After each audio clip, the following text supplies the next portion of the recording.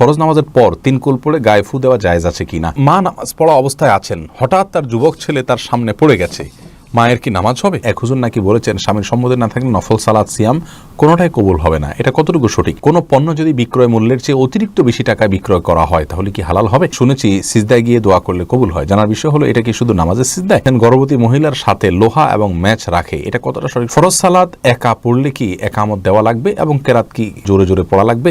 জামাতে নামাজরত অবস্থায় যদি অজু ছুটে যায় সেক্ষেত্রে করণীয় কি? জৈতুন তেল শরীরের সর্বাঙ্গে ব্যবহার করা যাবে কিনা, বিশেষ করে কোমরের নিচে? ভালো মুসলিম হওয়ার উপায়? জুমার নামাজ পড়তে না পারলে কি পরে জামাত করে পড়তে পারবো? নাস্তিকতা এবং শিরকি একই ধরনের গুনাহ? পূজা উপলক্ষে দাওয়াতের উদ্দেশ্যে হিন্দু বন্ধুকে গিফট দেওয়া যাবে কি না? গালের দুপাশের দাড়ি কি কাটা যাবে? এই পোস্ট যতটুকু সম্ভব আপনি শেয়ার করুন এবং ওয়াচ পার্টি করুন। আপনার সামান্য শেয়ার কোনো মানুষের জন্য আলোর পথ পেয়ে যাওয়ার মাধ্যম হতে পারে। এবার চলে যাচ্ছে আমরা প্রশ্নোত্তরে সরাসরি। এমডি ইসমাইল জানতে চেয়েছেন, মা নামাজ পড়া অবস্থায় আছেন, হঠাৎ তার যুবক ছেলে তার সামনে পড়ে গেছে, মায়ের কি নামাজ হবে? হবে, কোনো অসুবিধা নেই। যুবক ছেলে সামনে পড়লে যে নামাজ হবে না আমার কোনো কথা নেই। তবে ছেলের নামাজ, মায়ের নামাজ পড়াকালীন সময় তার সামনে তার দৃষ্টির এরিয়াতে পড়ে নামাজ ডিস্টার্ব হয় এরকম জায়গায় যাওয়া উচিত নয়। তবে মায়ের নামাজ হয়ে যাবে। আর রাবেয়া বসরি আইডি থেকে জানতে চেয়েছেন, মধ্য বয়স্ক স্বামী, তার বয়স 50, তার স্ত্রীকে নফল সালাত আর সিয়াম রাখতে সম্মতি দেন না। তিনি বলেন এক হুজুর নাকি বলেছেন স্বামীর সম্মতি না থাকলে নফল সালাত সিয়াম কোনোটাই কবুল হবে না। এটা কতটুকু সঠিক? সালাতের ক্ষেত্রে স্বামী তার স্ত্রীকে বাধা দেওয়ার কোনো অধিকার নেই। যদি স্ত্রী সারাক্ষণ সালাত আদায় না করেন, মাঝে মধ্যে সালাত আদায় করলেন, তাতে স্বামীর ডিস্টার্বটা কোথায়? আর নফল সিয়াম রাখার ক্ষেত্রে স্বামী যদি বাসায় থাকেন সেক্ষেত্রে তিনি নফল সিয়ামের ক্ষেত্রে বাধা দিতে পারেন, এ অধিকার তার আছে। এছাড়া অন্যটা নেই। আর অন্যায়ভাবে যদি স্বামী তার স্ত্রীকে ভালো কাজ থেকে বাধা দেন নিছক অন্যায়ভাবে, তাহলে সেটা জায়েজ নাই। এখন বিষয়টা ভেরি করবে অবস্থার উপরে। অনেক স্ত্রীরাও বাড়াবাড়ি করেন, সেটাও তাদের জন্য জায়েজ নাই। আবার অনেক স্বামীরাও বাড়াবাড়ি করেন, সেটাও তাদের জন্য জায়েজ নাই। এজন্য ইন্ডিভিজুয়াল কেস স্টাডি করে যদি সিদ্ধান্ত দেওয়া যায় সেটা সবচাইতে ভালো হয়। সাইমুম ইসলাম সাইদ জানতে চেয়েছেন, কোনো পণ্য যদি বিক্রয় মূল্যের চেয়ে অতিরিক্ত বেশি টাকায় বিক্রয় করা হয় তাহলে কি হালাল হবে? দেখুন, কোনো পণ্য বিক্রয় মূল্যের চাইতে বেশি বলতে আমি এটাকে যে টাকায় মার্কেটে আসছে তার চেয়ে বেশি বিক্রি করি, তাহলে এটা জায়েজ হবে যদি ক্রেতা বিক্রেতা আমরা উভয়ে সম্মত হই এবং এখানে কোনো প্রতারণা না করা হয়, মিথ্যা কথা না বলা হয়, তাহলে সেক্ষেত্রে এটা জায়েজ আছে। এক্ষেত্রে কোনো সরাসরি কোনো বিধিনিষেধ নাই, কোনো নিষেধাজ্ঞা নেই, এটা হতে পারে। তবে বিক্রয় মূল্য বলতে যদি এখানে কথার কথা একটা দাম প্রতিষ্ঠিত আছে কিন্তু ক্রাইসিস চলেছে, এই চান্সে আমি একটু বেশি করে নিলাম ঠেকায়া, তো সেটা জায়েজ নাই, সেটা অন্যায় কাজ। মোহাম্মদ রাজিকুল করিম জানতে চেয়েছেন, শুনেছি সিজদায় গিয়ে দোয়া করলে কবুল হয়। জানার বিষয় হলো এটা কি শুধু নামাজের সিজদায়? নামাজ ব্যতীত এমনিতে সিজদা করা যাবে কিনা? যাবে। নামাজ ব্যতীত এমনি সিজদা করা যাবে এবং সেখানে আল্লাহু আকবার বলে সিজদা গিয়ে সুবহান রাব্বিল আলা পড়লেন এবং আল্লাহর কাছে মন মতো চাইলেন, এরপর আল্লাহু আকবার উঠে গেলেন, কোনো অসুবিধা নেই। রুনা আহমেদ জানতে চেয়েছেন, গর্ভবতী মহিলার সাথে লোহা এবং ম্যাচ রাখে, এটা কতটা সঠিক? সম্পূর্ণ ভুয়া এবং এটা কুসংস্কারাচ্ছন্ন বিষয়। বোন রুনা, গর্ভবতী মহিলার সাথে লোহা ম্যাচ রাখা যাবে না, এগুলোর কোনো লাভ ক্ষতি করার কোনো অধিকার নাই। এটা এক ধরনের শিরক, ছোট শিরক বলা যেতে পারে। লাভ ক্ষতির মালিক আল্লাহ রাব্বুল আলামিন। বিশেষ কোনো অসুস্থতা যদি হয়, বিশেষ কিছু খেলে অসুবিধা হয়, সেটা ভিন্ন কথা, কিন্তু লোহা এবং ম্যাচ রাখলে যে কিছু হবে না এটা কোনোভাবেই সত্য নয়, এটা ভুল বিশ্বাস। বিল্লাল আহমেদ সুমন, আপনি জানতে চেয়েছেন, ফরজ সালাত একা পড়লে কি একামত দেওয়া লাগবে এবং কেরাত কি জোরে জোরে পড়া লাগবে?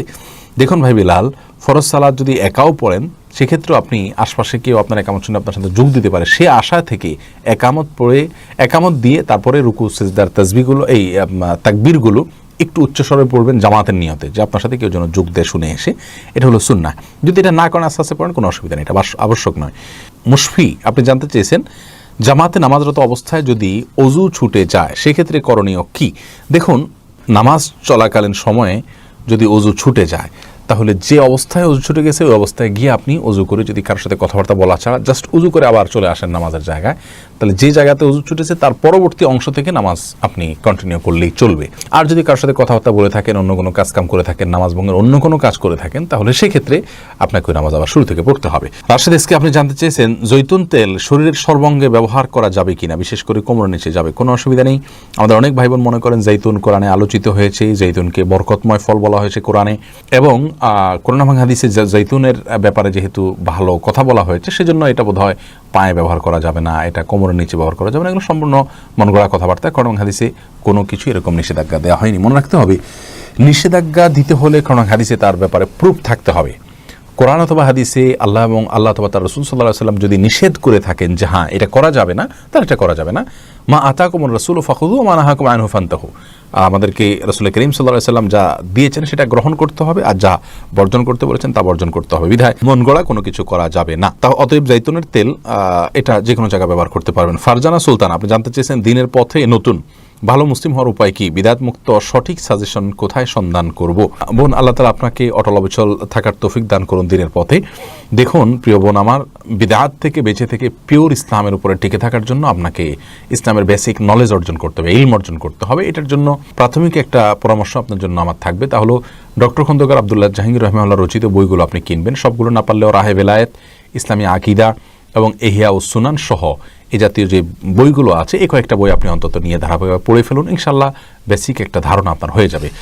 সংক্ষিপ্ত সিলেবাস অথবা আপনার একজন মুসলিমের জন্য যা পড়া দরকার এই মর্মে আব্দুল্লাহ জাহাঙ্গীর রহমান একটা বই আছে, সেটাও আপনি পড়তে পারেন। পড়লে ইনশাল্লাহ মৌলিক ধারণা আপনি পেয়ে যাবেন। এছাড়া আলহামদুলিল্লাহ অনেকগুলো কোর্স এখন অনলাইনে করানো হয়, সেগুলো কোনো একটা করতে পারেন। ডক্টর বেলাল ফিলিপসের অনেকগুলো কোর্স আছে, সেই কোর্সগুলো আপনি করতে পারেন। ইনশাল্লাহ ইসলামের বেসিক বিষয় সম্পর্কে আপনার ধারণা হয়ে যাবে। এর পাশাপাশি যে সমস্ত ওলামা ইকরাম কোরআন এবং হাদিস ভিত্তিক কথা বলে থাকেন, তাদের সাথেও আপনার যোগাযোগ থাকলে ভালো। তাদের সাথে যোগাযোগ করে, তাদের সাথে পরামর্শ করে আপনি চলতে পারেন। আল্লাহ তাআলা আপনাকে তৌফিক দান করুন। জালাল উদ্দিন জানতে চেয়েছেন, জুমার নামাজ পড়তে না পারলে কি পরে জামাত করে পড়তে পারবো? পারলে নিয়ম কি? জুমার নামাজ যদি কোনো কারণে আপনার ছুটে যায়, তাহলে সেক্ষেত্রে পরবর্তী জোহরের নামাজ আদায় করবেন। জুমার জন্য আর কোনো জামাত আপনি করবেন না। এরপরে স্বপন আহমেদ জানতে চেয়েছে, নাস্তিকতা এবং শিরকি একই ধরনের গুনাহ? দেখুন, শিরক এবং নাস্তিকতা একদিক থেকে একই ধরনের গুনাহ।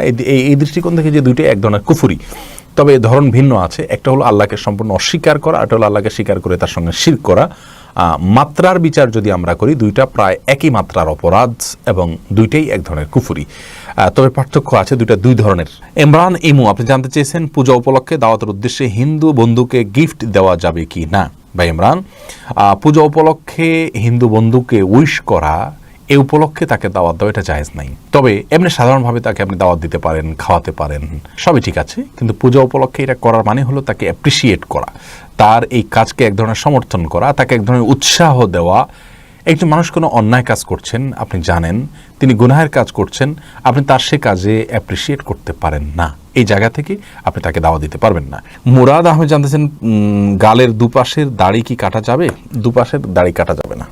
এই যে চোয়াল হাড্ডি, এটার উপরে যেগুলো থাকবে এগুলো সবগুলো দাড়ি, এগুলো কাটা যাবে না। আনোয়ার হোসেন জানতে চেয়েছেন, ফরজ নামাজের পর 3 কুল পড়ে গায়ে ফু দেওয়া জায়েজ আছে কিনা। দেখুন, 3 কুল পড়ে গায়ে ফু দেওয়ার বিষয়টি জায়েজ রয়েছে এবং হাদিস দ্বারা প্রমাণিত। আমাদের প্রিয় নবী সাল্লাল্লাহু আলাইহি সাল্লাম সকাল সন্ধ্যা, বিশেষ করে রাতে 3 কুল পড়ে ফু দিয়ে শোয়া, এটা তার থেকে প্রমাণিত। বিধায় এটা করা যেতে পারে। প্রত্যেক নামাজের পরে এটা করতে বলেনি। নামাজের পরে 3 কুল একবার করে পড়তে হবে, কিন্তু পড়ে গায়ে ফু দেওয়ার নির্দেশ নাই। কিন্তু ট্রিটমেন্ট হিসাবে, চিকিৎসা হিসাবে কেউ যদি জিনের বা অন্য কোনো সমস্যাগ্রস্ত মনে করেন, তাহলে সেক্ষেত্রে তিনি এটা অবশ্যই করতে পারেন ইনশাআল্লাহ বিইذনিল্লাহ। অসুবিধা নেই। রুকিয়া হিসাবে করতে পারেন, তবে সুন্নাহ নয়।